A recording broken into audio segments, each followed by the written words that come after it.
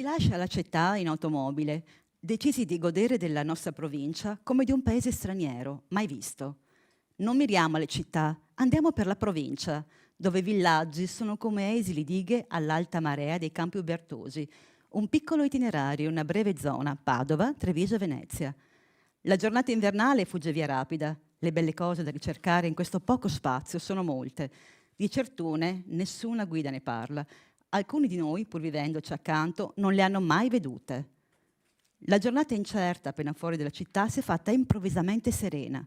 La pianura veneta, segnata di fiumi e di strade, si distende a spoglia.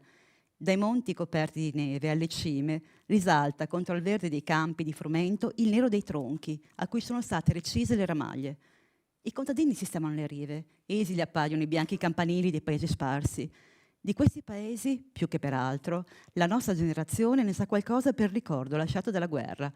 Sono tutti paesi di retrovia, dove si andava a riposo, dove nelle belle ville erano ospedali e comandi. Eccoci qui, a Quinto, sulle rive del Sile, e più avanti, tra le paludi dello stesso fiume, al villaggio di Santa Cristina. Un villaggio veramente di 4 case.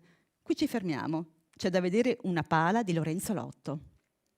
È stata sistemata nella chiesa nuova, un'orribile chiesa appartenente alla categoria di tutte quelle chiese che nel dopoguerra sono venute a sostituire le vecchie, o per essere state queste distrutte, o perché ogni piccolo paese si era riscaldato la testa a voler la propria chiesa grande come quella di Sant'Antonio da Padova. Il risultato fu che quasi tutte queste chiese sono rimaste incompiute nella loro bruttezza, ideata da facili e religiosi architetti. Anche questa è incompiuta, ma in una cappella a Tramontana troviamo la pala del Lotto. La giornata invernale, la sistemazione dell'ambiente, le vetrate antiche ad esagoni non riescono a spegnere la composizione meravigliosa di forme e colori. L'opera è dei primi anni del Cinquecento, contemporanea alla Madonna del Giorgione di Castelfranco. Rappresenta la Madonna in trono e ai piedi San Pietro, Santa Cristina, San Liberale e San Girolamo. Sopra vi è una lunetta con Cristo che risuscita sorretto da 2 angeli. Tutto incastrato come un gioiello nella legatura in un alto e dorato del più puro rinascimento. Vi sono certi artisti che per essere stati insofferenti dello stile dominante nella loro epoca e per non aver saputo liberarsi del tutto, pur precorrendo con sintomi importanti lo stile dell'epoca successiva, rimangono quasi nell'ombra. Questa loro indecisione li ha esclusi dai grandi strabilianti trionfi degli altri che con poca fatica e minor tormento si mantennero invece fedeli allo stile imperante. Lorenzo Lotto è uno di questi, e questa sua pala, che in parte è dipinta alla maniera del Tiziano e del Giorgione, in altra parte, specie nella Madonna, con i suoi drappeggiamenti ricchi e spezzati, e nella Santa Cristina, fa pensare al Seicento. Particolarmente i colori vivissimi in superficie relativi alla Madonna e alla Santa fanno pensare ad altra epoca, mentre quelli dei santi, sobri e profondi, si riferiscono del tutto allo stile dei grandi contemporanei del Lotto. Certo, quest'opera piace e domina intellegibile subito appena ci si trova davanti, tra le sorprese della sua esistenza, in questo piccolo paese di 4 case. E via ancora per Zero Branco, con Canova, per le ville palladiane, per il Rinascimento sensuale di Giorgione. Questo testo lo abbiamo scelto perché è un testo di Commisso. Commisso è uno scrittore del secolo scorso, un grande viaggiatore trevigiano, che però poi torna alla sua terra e scopre la bellezza della sua terra, ma la scopre con uno sguardo diverso, quello di chi ha viaggiato e quindi vede le cose in maniera diversa. Ora, Sheryland ha forse anche un po' questo come obiettivo, scoprire il territorio e guardarlo con gli occhi diversi, che non sono quelli stanchi di chi ha già visto e che ci abita, ma quelli curiosi di chi viene da fuori o di chi ha semplicemente voglia di scoprire il suo terreno. Commisso lo scrive nel 1935, davvero quasi 100 anni fa, però è molto attuale nella lettura della nostra provincia. E questo legame tra terra, tesori e rete è appunto forse la missione che poi ci racconterà Cristina di Sheryland. Però prima di tutto ci sono i saluti istituzionali che toccano a Luciano Sandonà, consigliere regionale, presidente della prima commissione, politiche istituzionali, politiche della UE, relazioni internazionali, politiche di bilancio e programmazione, che arriva da una riunione sul bilancio, quindi ci dirà tutti i soldi che ha dedicato a questo progetto. Allora, complimenti anche per l'ironia che serve anche un po' così a sdrammatizzare il momento, ma innanzitutto Vi ringrazio della vostra presenza, ringrazio Luigi Alberton che ho conosciuto, ingegnere Alberton che ho conosciuto qualche anno fa, Maria Cristina Leardini, e mi aveva parlato di questo progetto che si stava sviluppando qualche anno fa ed è un progetto veramente affascinante, molto bello, nuovo, diverso, un modo diverso di fare turismo, ecco, e di fare anche di utilizzare il proprio tempo libero. E vi do il benvenuto nella Casa dei Veneti, perché noi diciamo sempre che questa è la Casa dei Veneti dove si portano anche delle proposte, delle idee nuove e delle iniziative che sono anche poi iniziative che partono dal territorio con tante menti brillanti che abbiamo nel nostro territorio. Noi ieri sono stato all'inaugurazione di un'azienda che sta portando avanti lo sviluppo di una nuovissima tecnologia. Devo dire che il Veneto è una fucina di idee e di altro che intelligenza artificiale che troverà sicuramente dei grandi sviluppi, ma noi l'intelligenza artificiale ce l'avevamo già con il nostro capitale umano che avevamo in Veneto, e questo devo dire che è uno un esempio e un'idea, un'iniziativa che credo avrà grandi sviluppi nel prossimo futuro. Porto anche i saluti del nostro Presidente del Consiglio regionale, Roberto Ciambetti, che non può essere in questo momento presente e che mi ha pregato di portare i saluti a tutti voi, che ringrazio di essere qua. Quindi l'originalità di Sherryland, sappiamo che il turismo cosiddetto slow è un turismo che cresce a due cifre, è l'unico turismo che cresce a 2 cifre attualmente, non solo in Veneto, che è la regione più turistica d'Italia, con quasi 80 milioni di presenze all'anno, ma anche in tutta Italia, nelle aree diciamo europee. Quindi il turismo slow, il turismo di ricerca e di ritrovo, di ricerca, di conoscenza delle aree interne, dei posti che magari sono vicini a noi o relativamente poco lontani, ma sono dei luoghi diciamo molto interessanti. Quindi l'originalità di Sherryland è che unisce un unico ecosistema, più canali e strumenti per valorizzare i territori, le loro bellezze e le esperienze che si possono vivere. È una community che partecipa attivamente alla narrazione dei territori, è un motore di ricerca, è un sistema che permette a tutti gli operatori di promuovere esperienze e prodotti locali, un portale nazionale e un'app in 5 lingue. Naturalmente tutto made in Veneto. Sherryland diventa pertanto un sistema di valorizzazione del territorio senza precedenti che parte proprio dalla nostra regione. Il progetto, nato negli anni scorsi, è cresciuto rapidamente ed è stato ampliato a riprova delle proprie potenzialità. Quindi vi ringrazio ancora una volta, vi lascio la parola anche perché siamo curiosi di vedere tutto lo sviluppo che ha avuto la tecnologia e le idee del fondatore Luigi Alberton e di Maria Cristina Leardini e di tutti i collaboratori di Sherryland e di questa nuova azienda. Grazie e benvenuti ancora. Grazie a Luciano Sandonà, attendiamo sempre la risposta, ma ce la darà, vero, prima o poi. E, intanto entriamo nel dunque nel cuore di questo progetto. Lo facciamo con gli animatori di questo progetto, le anime, partendo dall'anima femminile che è Maria Cristina Leardini, che inviterei a salire sul palco. E intanto ve la presento per chi non la conoscesse già. Maria Cristina Leardini con Paolo Bernardini, il terzo genitore di Sherryland, hanno accompagnato Luigi Alberton in molti progetti sia professionali che artistici. Hanno fondato insieme un'associazione per la ricerca artistica, immaginario sonoro, e insieme hanno progettato Sherryland. Maria Cristina si è occupata di traduzione dell'inglese e dei libri per ragazzi, insegna in una scuola per stranieri e ha una passione per le ciliegie. Sherryland appunto. Sherryland appunto, sì. Cos'è Sherryland? Sherryland è un grande progetto visionario, anzi è una realtà. È la mappa delle meraviglie dell'Italia da scoprire.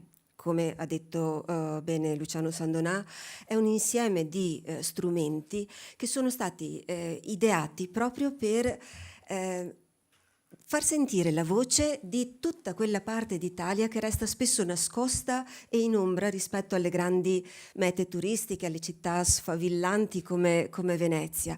C'è molto di più, oltre a Venezia, oltre al lago di Garda, oltre a Verona, e questo grande territorio, che chiamiamo delle aree interne, dei borghi, dei piccoli comuni, resta sempre in ombra, ma è pieno di ricchezza, pieno di meraviglie, come le chiamiamo. E quindi abbiamo deciso di creare uno strumento per tenere unita questa ricchezza e per fare sentire la sua voce in Italia e nel mondo. Cosa abbiamo fatto? Intanto, se posso far scorrere le slide, siamo partiti, vediamo, siamo partiti da qui, anzi lontano da qui, eravamo in un punto qualsiasi del Piave e non eravamo in grado di leggere il territorio. E è stata questa l'incipit del nostro progetto. Ci siamo chiesti che cosa serve? Serve una rete che tenga unite tutte le bellezze, il capitale umano che si diceva prima, che crea l'identità di questo territorio. Serve una piazza che possa far incontrare chi cerca e chi offre esperienze di bellezza e di meraviglia in questi territori. Serve una community fatta di persone che abbiano l'amore per il territorio e il desiderio di condividerlo e metterlo in rete. E tutti questi strumenti li abbiamo creati noi. Quindi un sistema wiki che permette la narrazione collettiva del territorio, rendendo tutti i protagonisti della propria briciola di bellezza. Una community dove tutti possono partecipare, strumenti di social marketplace, perché comunque le persone devono trovare un punto, devono trovare le offerte del territorio ed essere in grado di interagire direttamente. E uno dei punti principali è proprio questo, interagire direttamente. La filiera corta non soltanto per l'agricoltura, ma anche per gli attori più piccoli del mondo del turismo, le piccole associazioni locali, le guide locali, gli agriturismi, le associazioni sportive, tutti coloro che danno vita al territorio, le Proloco. C'è un grandissimo fermento nelle nostre terre, ma il tutto resta sempre in silenzio, ha poca risonanza. Noi abbiamo voluto creare questa cassa di risonanza, l'abbiamo chiamata Sharyland ed è online, è già operativa, non è un progetto, è una grande macchina potente con il motore acceso e nella quale tutti possono entrare, e questo è il nostro progetto di base. Bene, siamo un po' fuori dall'overtourism, giusto? Sì, decisamente sì. La nostra idea di turismo è quella che avete intravisto prima. È una idea di turismo che fa bene al territorio e quindi non un turismo un po', diciamo, aggressivo, un po' cannibale, che annulla l'identità e le peculiarità del territorio per pretendere dei servizi standardizzati. Non siamo questo noi, non lo siamo mai stati, e quindi vogliamo creare la base per rendere i nostri territori accoglienti, ed è un processo lungo che richiede educazione degli attori del territorio per essere consapevoli della propria ricchezza e per diventare accoglienti, ma nel rispetto della propria identità, dei propri tempi. E quindi un turismo spalmato tutto l'anno, un turismo che permetta al visitatore di scendere dall'autobus turistico per mescolarsi con le persone. È per questo che puntiamo molto sull'idea di comunità. Non vogliamo un'app turistica, ce ne sono già tante e fanno bene il loro mestiere. Vogliamo una comunità dove le persone possano incontrare chi vive nel territorio tutto l'anno e quindi scambiare cultura, scambiare emozioni, fare cose insieme, poco turistiche e più reali, più vere. In mezzo alla gente, con la gente, giusto? Esattamente, sì. Ma perché Sharyland? Da dove nasce questo nome? Allora, Sharyland è una delle 3-4 parole inglesi che ci sono in tutta la piattaforma, che comunque è in 5 lingue. È l'unione di 3 parole chiave. Cherry, la ciliegia, che è ovviamente il nostro simbolo e che rappresenta tutto il bello e il buono che c'è. Le ciliegie si gustano in compagnia, una tira l'altra, e quindi è un processo che cresce e che si diffonde. Share è l'altra parola chiave, la condivisione, che è il principio filosofico profondo che permea tutta la piattaforma. quindi non un luogo dove qualcuno inserisce contenuti che poi arrivano in basso, ma un processo di condivisione che nasce dal basso e cresce dal basso con la partecipazione di tutti. Land sono i territori, sono il cestino delle nostre ciliegie e sono il prossimo passo di Sherryland. Tutto questo, questa grande infrastruttura culturale e tecnologica serve proprio per il progetto che andiamo a presentare oggi, che è questo network di Land, e quello sì ha una valenza comunicativa turistica forte, chiara e strategicamente rilevante per lo sviluppo delle comunità locali. Si parla di resilienza, si parla di restanza e diamo strumenti perché questo sia possibile, anche grazie attraverso questo turismo slow che diventa non il fine ultimo, ma il mezzo per migliorare la qualità della vita delle persone, migliorare i servizi, aumentare i servizi, l'offerta culturale e permettere alla gente di restare e non costringerla ad andarsene. Bene, grazie. Grazie. Grazie a Cristina Leonardini. E io cederei adesso la parola alla collega Barbara Codogno. Buongiorno a tutti, chiamiamo Luigi Alberton. Guardate, da giornalista che si occupa di luoghi, questo progetto mi è subito piaciuto moltissimo, a parte l'introduzione meravigliosa di Cristina, ma lo trovo estremamente in linea con tutta una tendenza intellettuale e quindi politica illuminante. E per questo vi voglio leggere una cosa brevissima di Andrea Steid. Andrea Steid è un filosofo antropologo che racconta proprio questa cosa sui luoghi. Il concetto di luogo assume oggi importanza cruciale. Cresce la consapevolezza dell'importanza di valorizzare i luoghi radicati nella storia e nella cultura di una comunità che rappresentano un bene inestimabile, capace di generare cultura sociale e coesione sociale e promuovere uno sviluppo più equo e sostenibile. I luoghi li condividiamo con altre vite, animali, vegetali, minerali. Proteggere l'ambiente e anche valorizzare gli spazi verdi e gli ecosistemi urbani per contribuire a migliorare la qualità della vita. Bene, queste sono le parole di uno dei più grandi esponenti che oggi parla di territorio, ma io direi che questo patto con il territorio parte proprio dalla regione del Veneto. La mia collega prima citava, no? Un grande problema che è quello dell'overtourism, quindi sappiamo bene come c'è una massificazione, no? Di frequentazioni, mentre c'è un universo incredibile da scoprire. Non a caso ho citato le parole di un grande filosofo, perché Luigi Alberton nasce, non a caso, proprio da una formazione filosofica che poi naturalmente, grazie alla sua capacità veramente virtuosistiche e caleidoscopiche, ha impiegato in tutta una serie di lavori, progettualità che hanno a che fare con, in maniera trasversale con l'arte, la cultura e il territorio. Allora abbiamo sentito parlare di land e io comincerei proprio da questa parola per capire bene questa mappatura, questi land, che cosa sono nello specifico, Luigi? Beh, saluto tutti, ringrazio il Presidente della Prima Commissione e consigliare per È acceso? Sì, però avvicinare.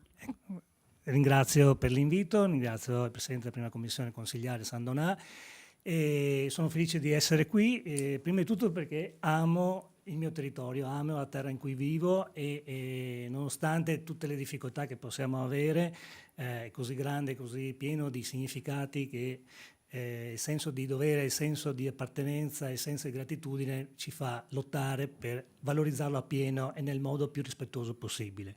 Faccio solo un accenno per rispondere a questa domanda, che siamo partiti più di 6 anni fa, prima della pandemia, in un momento in cui andava per la maggiore le grandi vie cosiddette mainstream del turismo, Eppure noi abbiamo ritenuto che questo grande patrimonio, che è il nostro territorio cosiddetto delle aree interne, quelle meno conosciute, fosse ed è un patrimonio e un tesoro che oggi più che mai merita tutta la nostra attenzione. Merita perché il clima ci costringe a guardare le aree interne come una risposta al caldo Anche le che emergenze climatiche. sopraggiunge sempre più intensamente. C'è necessaria anche una necessità da parte delle persone di darsi uno stile di vita che a volte le città non offrono, e soprattutto c'è la voglia di acquistare una forma di relazione autentica con il nostro vissuto territoriale che le nostre aree, ripeto, cosiddette interne, possono dare più di altri territori. Quindi abbiamo dato vita a questa grande mappatura del patrimonio, perché prima di tutto bisogna conoscerlo, bisogna raccontarlo, se no è un po' come parlare in astratto. 2, abbiamo fatto tutto ciò che era necessario per creare un ecosistema culturale e digitale per far sì che tutte queste territorialità locali ne possano beneficiare, perché il problema, come sappiamo, è che le piccole comunità locali, i nostri territori spesso non hanno risorse adeguate, non hanno competenze adeguate e quindi tendono in qualche modo ad essere da una parte trascurate e invisibili e dall'altra anche impossibilitate a voler fare un passo ulteriore dal loro isolamento. E quindi quello che noi abbiamo improntato, soprattutto in questo ultimo periodo, è quello, permettetemi di usare una parola importante, quello di dare una risposta sistemica al Paese Italia, perché chiaramente il patrimonio diffuso, cosiddetto, riguarda la nostra regione, ma poi chiaramente tutto il territorio nazionale ne ha una ricchezza molto ampia. Però questo territorio non si può aggravare, far carico di investimenti, di competenze, soprattutto digitali, che chiaramente richiedono risorse e tempi e competenze che non sono nelle loro possibilità. Quindi abbiamo detto: diamo ai nostri territori una risposta sistemica. Cosa vuol dire? Vuol dire quella di esonerarli, togliere la gestione della parte tecnologica, che come diciamo sempre è estremamente complessa e difficile da gestire perché gli standard sono quelli di grandi player internazionali, e abbiamo cercato di mettere a disposizione di tutte queste piccole comunità una serie di strumenti che siano non solo strumenti digitali ma anche strumenti di relazione. Chiaramente il concetto è quello di creare una rete, quella che noi abbiamo chiamato di LAN, ovvero una rete tipicamente global, perché è in continua relazione tra il locale e il nazionale. L'Italia è fatta di tanti borghi, di tanti paesi, spesso isolate e spesso come dire, in difficoltà nel mettersi in relazione. E quindi abbiamo detto: diamo vita a una rete di land, noi li chiamiamo land, ma chiaramente land sta per ambiente, sta per territorio, sta per natura, che in qualche modo si mette in relazione con se stessa e con i territori contigui. Noi in particolar modo qui nel Veneto abbiamo avviato una serie di progetti di land, l'abbiamo chiamata la Contea della Valpolicella, le terre del Bardolino, il Piccolo Dolomiti Cimbre, le Prealpi Trevigiane, le colline moreniche del Garda. Ecco, abbiamo dato un nome a questi territori non per isolarli nel loro contesto, ma favorire una interconnessione. Quindi land sta proprio per messa in risalto, in luce di quei territori che, se opportunamente forniti di strumenti e mezzi e visione, si possono mettere in relazione tra di loro e creare un sistema che è innanzitutto un sistema locale, che si apre alle aree contigue, che poi diventa regionale, interregionale e nazionale. Ecco, questa è la risposta che noi abbiamo dato come Paese Italia. In realtà io avevo da formulare delle domande alle quali tu hai già risposto, perché ti volevo chiedere appunto qual era l'impatto del network nei land e poi anche questa dimensione global che tu hai già magnificamente espresso. Quindi abbiamo capito bene. Tra l'altro una cosa simpatica, perché veramente invito ad andare ad esplorare questo network, perché prima stavo parlando di una parte del Veneto, per esempio il Monte Baldo, e uno dello staff di Sherryland mi ha detto: ah, la terra delle orchidee, al che io sono rimasta sorpresa perché non lo sapevo assolutamente. Quindi vedete bene che abbiamo una risorsa incredibile di informazioni. Un'ultima cosa per chiudere con te, Luigi, domanda di rito: quali sono i progetti futuri però brevemente, che adesso ci guardiamo il video. Progetto imminente e in corso è quello di diffondere più ampiamente possibile e anche coinvolgendo più ampiamente possibile tutti quei territori che sono pronti, sensibili a superare una forma di, permettetemi, chiusura o individualismo che ha tutto il nostro rispetto, ma che spesso pregiudica una crescita. E quindi in questo senso noi siamo qui per dare un benvenuto e un invito a tutti i territori che in questo momento rispondono a questa visione e che hanno desiderio di accelerare il processo di intersezione, di unione, e che si vuole dare una prospettiva di fuoriuscita da chiamiamolo, questo isolamento che spesso i territori vivono. Beh, certo, l'alfabetizzazione culturale oggi avviene in maniera digitale, quindi ci siamo. Grazie a Luigia Berton. Rubiamo 5 minuti a chi ci seguirà, però è fondamentale avere un testimonial di questo turismo, che è sicuramente Francesco Comotti. Chi è Francesco Comotti? Si occupa di tourism management dall'88, ha avuto un ruolo determinante per lo sviluppo turistico di Cortina, creando una DMO ante litteram, e ha avviato un sacco di progetti a base in Friuli Venezia Giulia, da cui raggiunge ogni angolo del mondo. E a lui chiediamo qual è il futuro del turismo nell'Italia delle aree interne. È una domanda facile. Una domanda molto semplice, grazie dell'invito. Ci tengo a evidenziare il mio 50% veneto, perché mia madre fa Coral di cognome, per cui ed è dal Veneto che è partita la grossa evoluzione appunto delle DMO, è proprio grazie a questa intuizione di far aggregare il mercato e il prodotto attraverso una norma che la Regione Veneto nel 92 e poi nelle leggi successive ha spinto, ma soprattutto è stata la sensibilizzazione dei territori. E quindi io ritengo che il Veneto, proprio perché, come diceva il consigliere, è la regione più importante d'Italia in termini di numeri, ma anche è la fucina di queste innovazioni, e credo che Sherryland sia la massima espressione di questo tipo di meccanismo. Dove va il turismo? Il turismo parte dal passato, perché i meccanismi che ci portano sui territori sono più o meno gli stessi. Qualcuno che ha i capelli bianchi come me ricorderà le motivazioni per cui si andava a fare la villeggiatura. Era un momento di stacco, un momento di svago, e i prodotti erano molto limitati perché si andava al mare, in montagna. Ma se pensiamo che quello che si diceva prima, la destagionalizzazione, io ricordo, proprio perché a Cortina è nata la prima DMO in Italia e la norma poi della Regione Veneto ha spinto ad allargare questo meccanismo, e ricordo che la prima regione che ha venduto la montagna nel suo complesso è stata proprio la Regione Veneto, che ha fatto delle spinte sulla montagna veneta. Il 6 di gennaio Cortina si svuotava e rimaneva vuota fino alla terza settimana di gennaio perché non c'era pubblico, non c'erano clienti. Che cosa vuol dire? Vuol dire che è cambiato il meccanismo di offerta.